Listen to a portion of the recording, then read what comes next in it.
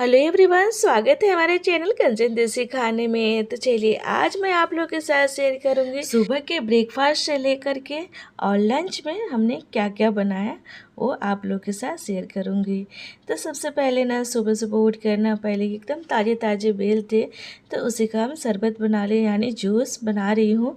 तो पहले बहुत ही अच्छे पका हुआ बेल था, बहुत ही अच्छी टेस्ट आती है। आपके यहाँ क्या इसे बोलते हैं हमें ज़रूर से बताइएगा।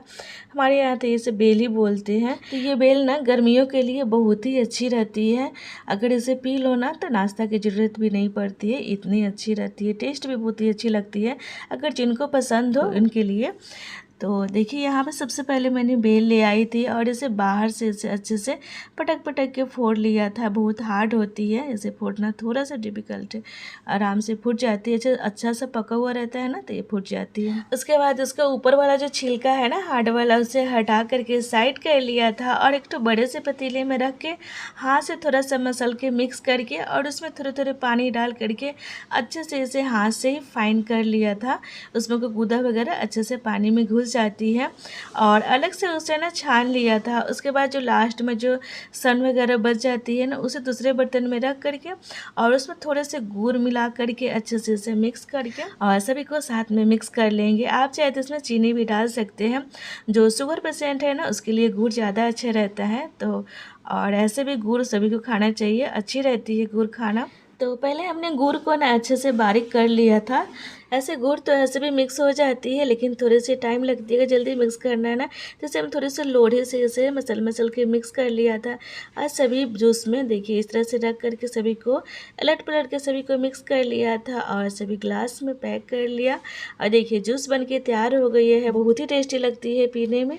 तो चलिए उसके बाद बेल के शरबत बनाने के बाद हमने यहाँ पे सुबह के जो नाश्ता बनानी है ना वो तैयारी कर लेते हैं। तो सबसे पहले मैंने गैस पे कढ़ाई डाल दिया है, थोड़ी सी तेल डाल दी थी, राई डाल दी थी और 3 से 4 हरी मिर्ची डाल दी थी और साथ ही यहाँ पे थोड़ी सी प्याज डाल दी थी। थोड़ी सी प्याज सॉफ्ट हो गई थी तो हमने यहाँ पे कुंदरी डाल दिया था। कुंदरी को ना पहले से धो करके पहले से हमने काट करके रख लिया था। तो हमने फासुल से काटा था इसे बारीक बारीक बाहर बैठ करके। तभी सुबह के टाइम है ना तो बाहर धूप में अगर बैठना तो बहुत ही अच्छी रहती है, ठंडी ठंडी हवा रहती है और थोड़ी थोड़ी सी धूप रहती है तो ऐसे बाहर बैठना बहुत ही अच्छा लगता है। उसके बाद तेज़ गैस पे कुंदरू को हमने डाल लिया था और इसमें हल्दी नमक डाल दिया था। ढक के डाल दूँगी थोड़ा सा मीडियम आंच पर। उसके बाद दोपहर के लिए ना कटहल की सब्ज़ी बनाऊँगी। तो नाश्ता बनाते बनाते हमने ना दोपहर की खाने की भी तैयारी कर लेती हूँ। ऐसे करने से ना जल्दी खाना नाश्ता दोनों बन जाती है। तो सबसे पहले हमने कटहल को पहले बाहर ही काट लिया था और इसे धो करके अच्छे से कुकर में डाल दी थी। इसमें हल्दी नमक डाल दी और थोड़े से पानी डाल करके और इसे 1 सीटी आने तक इसे पकने देंगे और 1 सीटी जो भी लगेगी ना और उसमें से थोड़े से निकाल भी देंगे ताकि कटहल गले नहीं, बहुत ही अच्छे से सॉफ्ट हो जाती है वैसे करने से। उसके बाद गैस पे कुकर डाल दिया था, गैस को ऑन कर ली थी और इसके बाद भिंडी फ्राई बनाऊंगी। सूखा भिंडी थोड़ा सा आलू डाल करके बहुत ही अच्छी बनती है। उसके लिए मैंने पहले भिंडी को धो करके सुखा लिया था पानी अच्छे से का और साथ ही यहाँ पे इसे लंबे लंबे पीसेस में कट कर लेती हूँ। इस तरह से लंबे लंबे पीसेस में बहुत ही टेस्टी लगती है इस तरह की भिंडी। और साथ ही यहाँ पे कुंदरू की भुजिया भी बन के तैयार हो गया था। गैस को ऑफ कर लिया था और नाश्ते में कुंदरू को भुजिया और सिंपल रोटी बनाया था हमने और साथ ही दोपहर के खाने में भिंडी और कटहल बनाऊंगी। तो हमारे यहाँ एक सब्जी से नहीं बनती है, तो हम लोग जॉइंट फैमिली में रहते हैं ना तो 2 से 3 सब्जी बनी जाती है। तो देखिए कढ़ाई चढ़ा दी थी, उसके बाद तेल डाल दी थी, रिफाइंड तेल हमने डाला था। उसके बाद पूरे भिंडी डाल करके और इसे अच्छे से मीडियम आंच पे इसे फ्राई कर लेंगे। जब तक भिंडी फ्राई हो रही है तब तक कटहल की भी अच्छे से पक गई थी। थोड़ी सी सीटी हमने निकाल दिया था कटहल को, तो देखिए कितना अच्छा बढ़िया पक गई है ना। और इसे जाली वाले बर्तन में रख करके छान लिया है और इधर भिंडी भी अच्छे से फ्राई हो गई थी, थोड़ी सी और बची थी तो हमने 2 मिनट अभी और छोड़ देंगे। और इधर सब्जियों के लिए प्याज वगैरह काट लेते हैं तो आगे की तैयारी कर लेते हैं। तो यहाँ हमने दोनों सब्जी के लिए ना 4 ठो प्याज को छिलका हटा लिया था अच्छे से धो करके और इसे चॉपर में रख करके बड़े बड़े पीसेस में कट करके रख देती हूँ और इसे बारीक बारीक चॉप कर लेंगे। आप चाहते इसे हाथ से भी कट कर सकते हैं। तो सब्जी में बारीक चॉप इस तरह से करो ना तो प्याज अच्छी तरह से गल जाती है। भिंडी भी फ्राई हो गई थी, तो प्लेट में सारे भिंडी हमने निकाल लिया था। देखिए इस तरह से हल्का सा डीप फ्राई कर लेनी है। उसके बाद प्याज भी अच्छे से चॉपर में कट गई थी, देखिए इस तरह से। साथ ही यहाँ पे उसी कढ़ाई में ना, भिंडी वाली कढ़ाई में ही थोड़े से तेल डाल दी, थोड़े से जीरा, 3 से 4 हरी मिर्ची, 15 से 16 लहसुन की कली, ऐसे ही थोड़े से इसे कट लगा करके डाल दिया था। इस तरह से ना लहसुन डालने से ना इसका टेस्ट बहुत ही अच्छी लगती है।